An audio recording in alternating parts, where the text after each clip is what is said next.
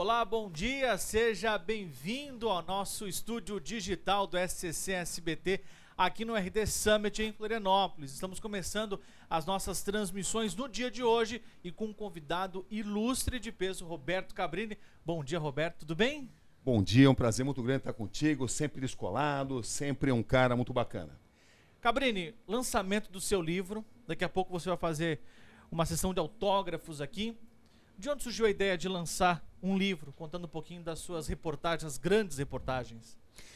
É como se fosse uma obrigação que eu sentia para com o público. O público sempre me pedia isso, para que eu contasse os bastidores, para que eu contasse novidades sobre o processo de investigação. Como fazer uma matéria, quais são as técnicas e quais são os momentos, os sentimentos que atravessam o repórter investigativo.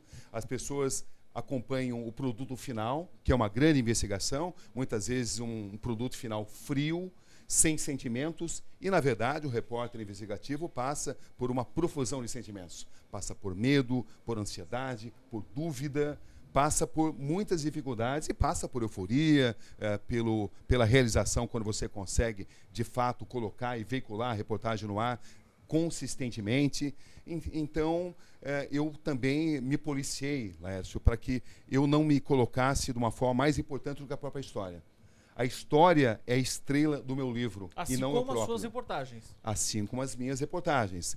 Eu sou um veículo condutor, porque eu vou levando o leitor no meu barco e o leitor vai passando as emoções comigo. Por isso eu fiz assim, um processo bem grande, bem intenso, para que eu conseguisse me colocar novamente nas situações. Eu tinha as minhas anotações, mas elas não eram suficientes. Eu precisava me colocar, me transportar e em situações muito diferentes. Foi muito difícil você selecionar apenas 10 temas, já que eu já vivi todo tipo de situação que você possa imaginar. Mas eu utilizei o critério, primeiro, da importância histórica, segundo, da importância humana, e terceiro, o da diversidade. Ou seja, eu procurei mesclar ocasiões de guerra, coberturas de guerra, ocasiões e situações de limite de vida, de limite psicológico, limite emocional, limite físico, e também coloquei grandes investigações, o processo da investigação. A investigação que me levou a solucionar o caso do voo 254, a investigação que me levou a desvendar a rede de pedofilia que existia na Igreja Católica, em determinados setores da Igreja Católica no Brasil, o jogo mental de se entrevistar um Fernandinho Beiramar, que te intimida, que te desafia, e também histórias humanas. Como é que entrevistar, por exemplo, o Fernandinho Beiramar? É um grande desafio psicológico, porque ele tenta te intimidar, tenta te manipular, tenta conduzir a entrevista o tempo todo. E, aliás, a história foi muito interessante, porque eu não fui para entrevistar o Fernandinho Beiramar, fui para entrevistar o Ney da Rocinha. Mas, na última hora, o Ney desistiu, só que o Fernandinho Beiramar, que é muito vaidoso, ficou com ciúmes do Ney e falou, não, eu quero dar entrevista também. E aí, ele procurou, ele comentou, como é que foi? Ele procurou, exatamente, olha que eu tentava entrevistar o Fernandinho Beiramar há muito tempo e não conseguia. Não tinha jeito de conseguir entrevistá-lo. E nesse dia, porque ele ficou sabendo que o rival dele, o NEM, ia falar comigo, ele procurou falar. Só que aí o NEM desistiu, conforme eu contei, mas na última hora, o Fernandinho Beiramar disse, não, eu não vou dar mais entrevista. Aí eu tive que usar toda a minha experiência, né? Falei, olha, tá bom, não tem problema. Só que para mim é uma decepção. Por que uma decepção? Porque se existe uma coisa que os seus próprios rivais respeitam em você, é que você é um cara de palavra. Você sempre falou que a sua palavra não tem curva. Eu estou vendo que é mentira isso. Isso é uma grande mentira. A sua palavra tem curva. Ele falou, não, peraí, então vamos fazer a entrevista. Mas só que é o seguinte, então a cada resposta você vai parar para eu dar uma olhada, para eu aprovar. Se tiver bom, continua. Senão, não vai continuar. Eu falei, tá bom, fica tranquilo. A gente vai parando, não tem problema. Não precisamos parar nenhuma vez. Eu orientei o meu cinegrafista a fazer um sinal para ele, toda vez que ele respondesse, nossa, como você é inteligente, nossa, como é bacana. E ele fez uma entrevista longa, claro que eu tinha que ser estratégico, fazer perguntas mais leves e me aprofundando aos poucos, usar algo progressivamente mais tenso e mais desafiador. E acabou sendo uma entrevista histórica, que, aliás, é recorde de visualizações, porque, diga-se de passagem, o Fernandinho Beiramar, com todos os defeitos, é uma pessoa que cometeu as piores atrocidades, e isso é é muito contado no meu livro. O meu livro tem todos esses relatos, né? O meu livro ele vai intercalando o desafio dessa entrevista com a própria vida do Fernandinho Beiramar. E ficou assim uma narrativa muito interessante. Mas o Fernandinho, com todos esses problemas, era um grande criminoso, um dos maiores, um dos mais nocivos, um dos mais perigosos da história do país, mas é também uma pessoa inteligente. A inteligência dele não pode ser, evidentemente, deixada de se reconhecer. Cabrini, aqui são algumas reportagens das diversas que você já fez. Foi difícil selecionar apenas algumas, pouquíssimas, nem 1% do que você fez, para colocar no livro? Qual foi o seu critério? O meu critério foi a importância histórica, importância humana. Eu abro com Ayrton Senna, com quem eu tive uma grande convivência. Falo do episódio da morte dele, onde eu tive uma participação bem grande também, né, no profissional. E falo da minha relação com ele. Eu tive o privilégio de cobrir os 3 últimos anos da vida do Ayrton Senna.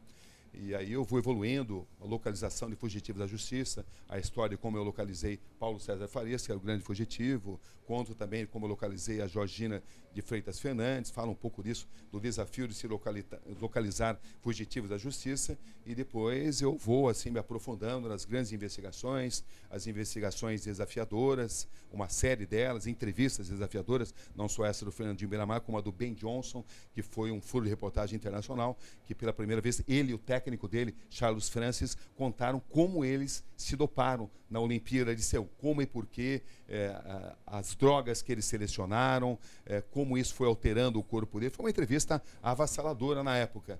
E eu termino contando uma história profundamente humana. A história que eu fiz inspirada na morte da minha mãe, e ela que partiu da seguinte pergunta: o que muda na vida de um ser humano com a proximidade da morte? Quando eu comecei a fazer essa matéria, fui num hospital de doentes terminais, eu estive perto de desistir de fazê-la, porque eu achei que a matéria iria ficar excessivamente depressiva. Eu não queria que ficasse uma matéria depressiva. Até eu encontrar, o destino me colocou diante de uma mulher absolutamente incrível, uma mulher de muita luz, uma mulher de muita sabedoria. O nome dela é Rosa. É difícil uma semana onde eu não pense nela. Quando eu estou dentro de uma encruzilhada, eu penso na sabedoria da Rosa, que encarava a finitude, que encarava a proximidade com a morte de uma forma positiva. Se você tem apenas mais um segundo de vida, faça desse um segundo o melhor que você puder fazer. Ela encarou a morte com otimismo e mostrou que é possível encarar a finitude com otimismo.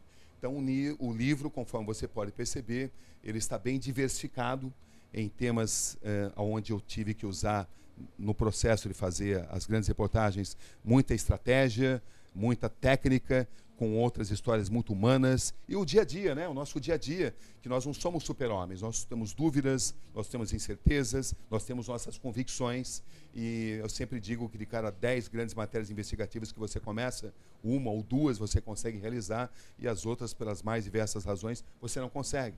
Então, é esse dia a dia que eu procuro compartilhar com o nosso amigo leitor, mas sempre colocando esse leitor no mesmo barco, como se eu estivesse num barco e o leitor está comigo, vivendo as mesmas emoções. Eu saía de cada capítulo, Lécio, extenuado, cansado, assim, exaurido, entendeu? Mas valeu a pena. Quanto tempo? 5 anos? Olha, 5 anos. O processo de escrever em si levava 1 a 2 semanas, mas para entrar nesse estado alfa, para eu poder fazer de fato o relato, é que demorava. Porque primeiro eu precisava me desligar de tudo que estivesse ao meu redor. Todas as minhas pressões presentes, né, de fazer o Conexão Repórter, de resolver os problemas do dia a dia, enfim, era difícil atingir esse estado onde eu conseguisse me transportar para cada situação. Então isso foi muito desafiador. Mas quando eu conseguia, me munindo das minhas anotações e conseguindo me transferir, me transportar para aquele momento, aí a coisa ia rapidamente. Mas também era muito extenuante, porque eu senti novamente todas as emoções e descobri sensações que eu mesmo não conseguia admitir, eu mesmo não conseguia enxergar no momento em que eu fiz as matérias. Tá certo, Cabrini, aqui no RD Summit, fazendo o seu lançamento do seu livro, No Rastro da Notícia. Vou querer daqui a pouquinho também um autógrafo, é claro, desse monstro do jornalismo, que já ele vai estar ao vivo no SBT Meio Dia. Então você corre para sua televisão, pode ligar sua televisão lá, para o almoço, aí liga a TV rapidinho, que já ele vai estar ao vivo com a gente no SBT Meio Dia. Ah, e lembrando que a gente continua ao longo do dia com as transmissões ao vivo aqui e o Cabrini vai estar aqui autografando. Então, se você está aqui no RD Summit, vem para cá para adquirir um livro e, é claro, levar um autógrafo do Cabrini. Cabrini, obrigado, viu? Tamo junto. Tamo junto. Valeu, pessoal. Obrigado. Opa, isso é importante.